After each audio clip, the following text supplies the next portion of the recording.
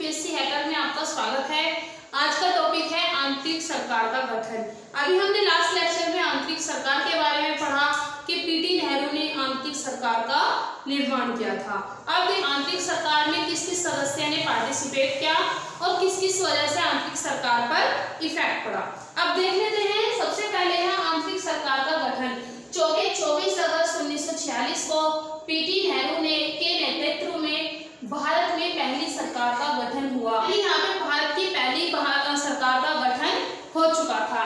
अभी सरकार बनी क्यों थी? ये सरकार बनी थी संविधान बनाने के लिए।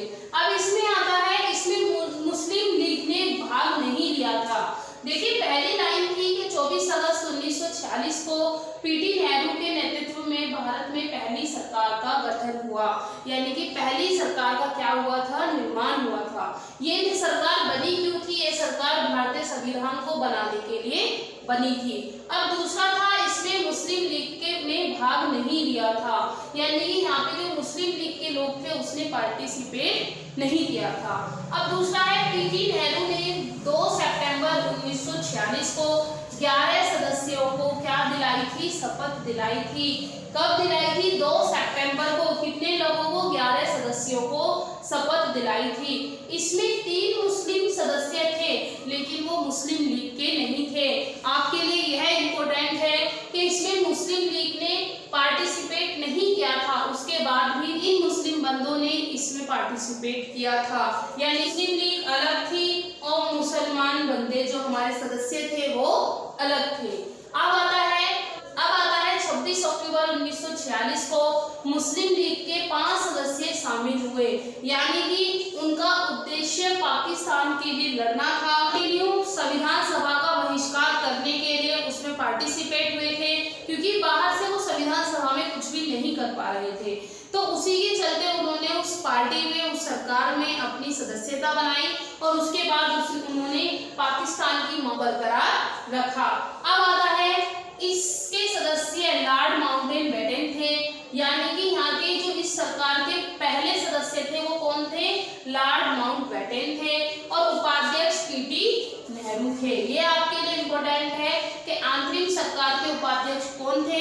तो वो एक भारतीय थे, और भारतीय कौन थे? पीटी नेहरू थे। मुस्लिम लीग ने अनुसूचित जाति के लिए हिंदू राजनेता योगेंद्र नाथ को चुना था। देखिए मुस्लिम लीग में, यानी कि जो मुस्लिम लीग थी उनका पहला काम क्या था? पाकिस्तान के लिए लड़ना। दूसरा, उन्होंने अनुसूचित जाति के लिए एक बंदे को चुना, वो कौन थे? योगेंद्र नाथ थे। अब आ जाते हैं, मुस्लिम लीग द्वारा लगातार सभा का बहिष्कार होने के कारण ब्रिटिश सरकार ने यह निर्णय लिया कि संविधान सभा में जो भी निर्णय लिए जाएंगे वो मुस्लिम बहुलक क्षेत्र पर लागू नहीं होंगे, यानी कि जहाँ पे मुस्लिम रेशियो ज्यादा है वहाँ पे ये जो रूल है, जो निर्णय है वो लागू नहीं होंगे। अब नेक्स्ट आते हैं, 9 दिसंबर 1946 को दिल्ली में, देखिए ये आपके लिए इम्पोर्टेंट है और कई बार क्वेश्चन पूछा भी जा चुका है कि संविधान की पहली बैठक कब हुई? तो 1946 में हुई थी। 9 दिसंबर 1946 को हुई थी। कहाँ हुई थी? और दिल्ली में हुई थी। तो आ जाते हैं, 9 दिसंबर 1946 को दिल्ली में संविधान सभा की पहली बैठक हुई, जिसका मुस्लिम लीग ने बहिष्कार किया, यानी कि वह उस बैठक में नहीं पहुंचे थे। अब उसके बाद है लगातार, यानी कि यहाँ पे क्या था?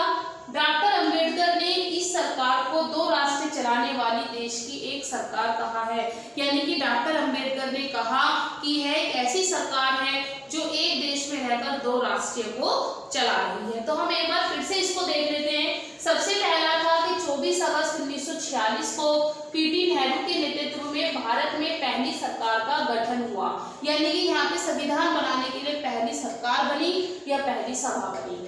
इसमें मुस्लिम लीग के लोगों ने भाग नहीं लिया था, क्योंकि उनका कंटिन्यू एक ही नारा था कि हमें पाकिस्तान चाहिए, हमें पाकिस्तान चाहिए। पीटी नेहरू ने 2 सितंबर 1946 को 11 सदस्यों को शपथ दिलाई, जिसमें 3 मुसलमान थे लेकिन मुस्लिम लीग के नहीं थे। अब उसके बाद है 26 अक्टूबर 1946 को मुस्लिम लीग के 5 सदस्य इस सभा में शामिल हुए, लेकिन उनका मेन मुद्दा ये था कि वो पाकिस्तान की मांग करेंगे, वो कंटिन्यू सभा का बहिष्कार करेंगे, जिसकी वजह से ब्रिटिश सरकार और देश के प्रांतीय लोग क्या हो जाए, मजबूर हो जाए पाकिस्तान को अलग करने के लिए। अब उसके बाद था मुस्लिम लीग की ने अनुसूचित जातियों के लिए हिंदू राजनेता योगेंद्र नाथ को चुना था, यानी कि दूसरा जाल ये फैसला कि अनुसूचित जातियों के लिए हिंदू राजनेता को चुना, उनका नाम क्या था, योगेंद्र नाथ था। मुस्लिम लीग के द्वारा लगातार इस सभा का बहिष्कार करते हुए ब्रिटिश सरकार ने यह निर्णय दिया कि इसमें जो भी, यानी कि सभा में जो भी निर्णय लिए जाएंगे वो मुस्लिम बहुलक क्षेत्र में लागू नहीं होंगे, यानी कि जहाँ पे मुसलमानों का ज्यादा रेशो है या मोमडन बंदे ज्यादा रहते हैं वहाँ पे इस संविधान सभा का कोई असर नहीं पड़ेगा। अब था 9 दिसंबर 1946 को दिल्ली में एक संविधान सभा की बैठक हुई, जिसे संविधान सभा की पहली बैठक बोलते हैं। आपके लिए इम्पोर्टेंट है, आपसे क्वेश्चन पूछ लिया जाए, ये छोटे छोटे एग्जाम में भी पूछ लिया जाता है कि संविधान सभा की पहली बैठक कब हुई, तो 9 दिसंबर 1946 को हुई और कहाँ पर हुई, दिल्ली में हुई। लेकिन इसका भी मुस्लिम लीग ने बहिष्कार किया, जिसकी वजह से यहाँ पे पाकिस्तान की जो मांग थी वो और ज्यादा बढ़ गई।